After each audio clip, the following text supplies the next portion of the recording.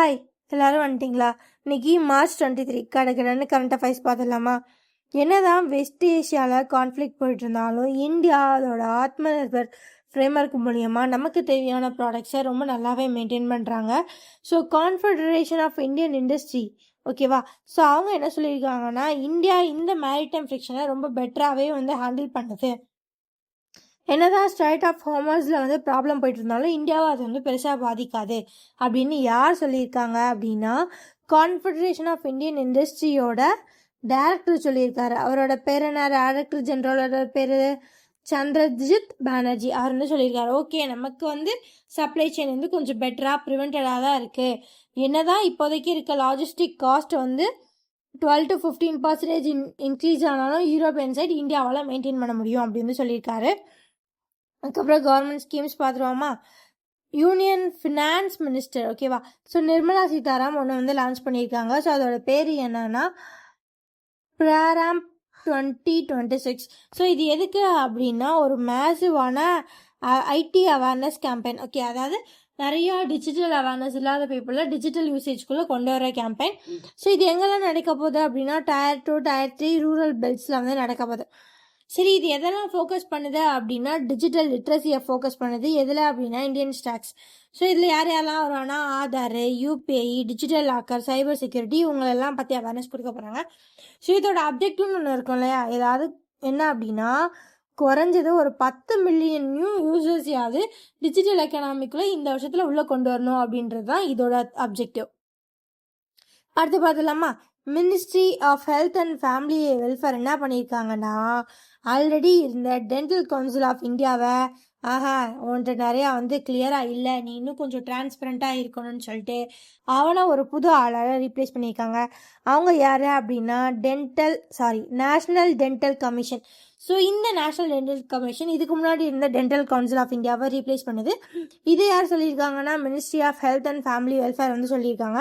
So இதோட aim என்ன அப்படின்னா டென்டல் எஜுகேஷனில் இன்னும் டிரான்ஸ்பரன்சியை கொண்டு வரணும் அப்படின்றதுக்காண்டி. அதுக்கப்புறம் புதுசாக மறுபடியும் ஒரு டெஸ்ட் கொண்டு வர்றாங்க கைஸ். இதுக்கு முன்னாடி உள்ளே போக தானே டெஸ்ட் எழுதுனீங்க, இதுக்கப்புறம் வெளியே படிச்சுட்டு வந்தாலும் டெஸ்ட் எழுதணும். ஸோ அதுக்கு பேர் என்ன அப்படின்னா uniform exit exam for graduates and merit based admission protocols, ஓகேவா?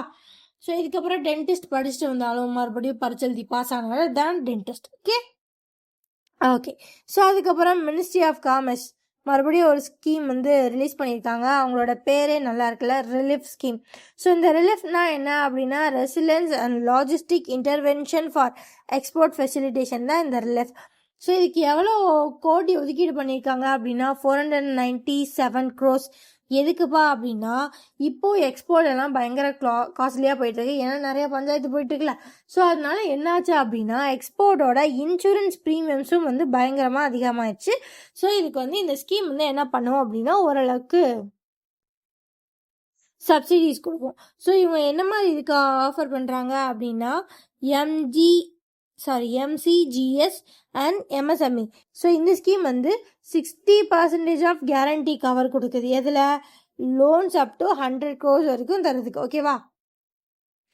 ஸோ இந்த ஸ்கீம் 100 crore லோனுக்கு 60% கேரண்டி கவர் தருது. ரிலீஃப் இன்சூரன்ஸ் ப்ரீமியம்க்கு சப்சிடிஸ் தருது. ஸோ அதுக்கப்புறம் இன்டர்நேஷ்னல் அஃபேர்ஸ் பார்த்துலாமா?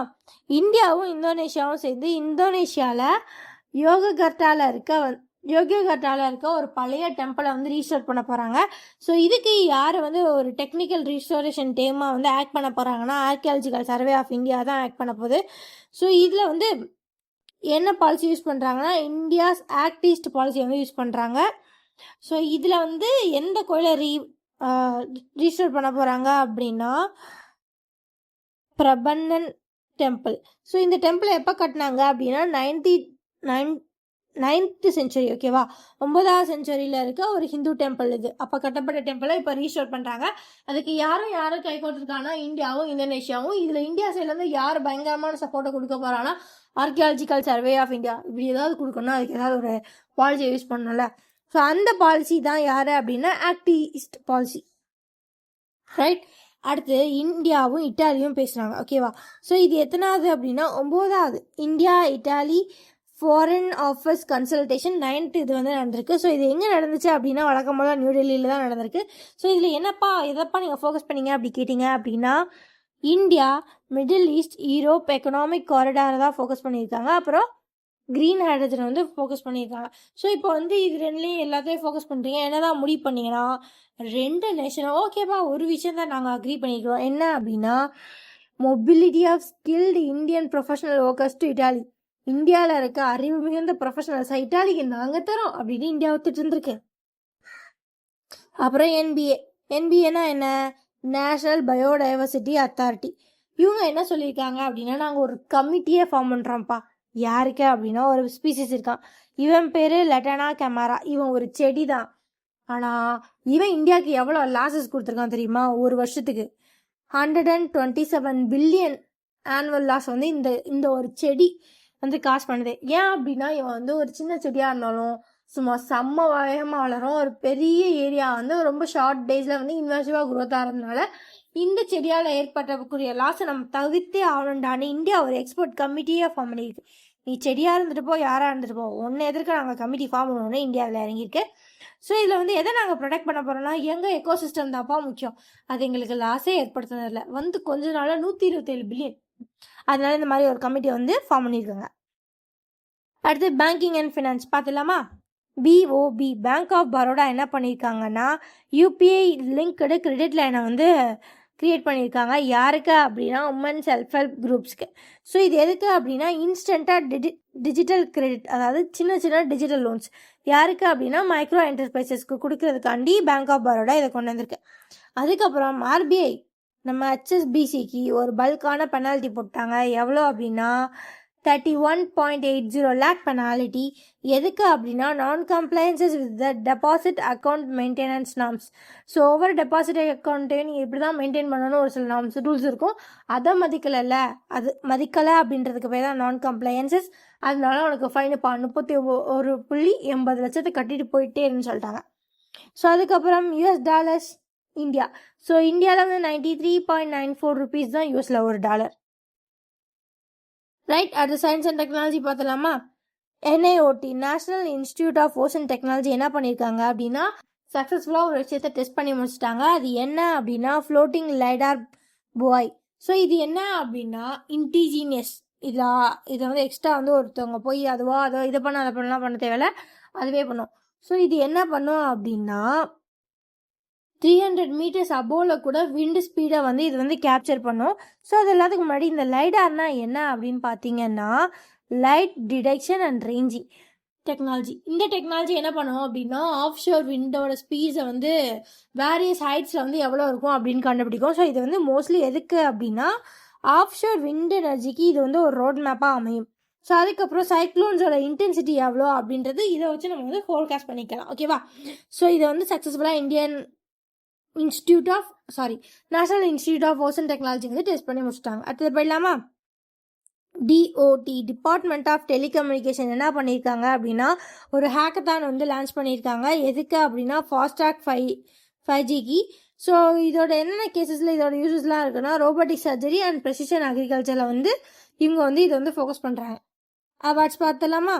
ஸோ ஒருத்தர் கின்னஸ் புது வேர்ல்டு ரெக்கார்டை வந்து செட் பண்ணியிருக்காங்க. அவங்க யார் அப்படின்னா பூபதி ராஜு அம்னிஷ். இவங்க வந்து ஒரு மவுண்டனர், பூபதி ராஜு அம்னிஷ் வர்மா. ஸோ இவங்க என்ன பண்ணியிருக்காங்கன்னா 7 வெல்கனோ சமிட்ஸை வந்து கம்ப்ளீட் பண்ணியிருக்காங்களாம். ஸோ இந்தியாவிலே வந்து ஒரு ஃபாஸ்டஸ்ட்டாக இந்த 7 வெல்கனோ சமிட்டை கம்ப்ளீட் பண்ணது யார் அப்படின்னா பூபதி ராஜு தான். அதனால அவருக்கு வந்து ஒரு கின்னஸ் ரெக்கார்டை கொடுத்துட்டாங்க. அதுக்கப்புறம் ஒரு ஹிஸ்டாரியன் இருக்காரு, அவரோட பேர் வில்லியம் டார்லம். அவர் என்ன பண்ணியிருக்காரு அப்படின்னா 2026 ஒரு ப்ரைஸ் வாங்கியிருக்காரு. என்ன prize? Mark Lynton History Prize. ஓகேவா? இவருக்கு ஒரு ப்ரைஸ் கொடுத்துருக்காங்க. எதுக்குப்பா அப்படின்னா இவர் ஒரு புக் எழுதினார். அந்த புக்கோட பேர் த கோல்டன் ரோட். ஸோ இந்த கோல்டன் ரோடுக்கு வில்லியம்க்கு வந்து என்ன ப்ரைஸ் கிடச்சிச்சு அப்படின்னா மார்க் லைட்டன் ஹிஸ்ட்ரி ப்ரைஸ் வந்து கிடச்சிச்சு. ஓகேவா? ஸோ அதுக்கப்புறம் UK's House of Commons. So இந்த அவார்டை வந்து யாருக்கு கொடுத்துருக்காங்க அப்படின்னா ரிட்டுபர்ணா செங்குப்தாக்கு வந்து கொடுத்துருக்காங்க.